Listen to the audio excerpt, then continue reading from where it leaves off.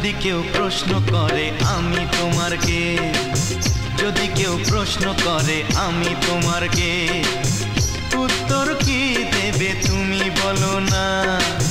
যদি কেউ প্রশ্ন করে তুমি আমার কে, বলবো আমি যা শুনেছো, বলবো আমি যা শুনেছো, তাকে সত্যি বলে মেনে নাও না। ও যদি কেউ প্রশ্ন করে আমি তোমার কে,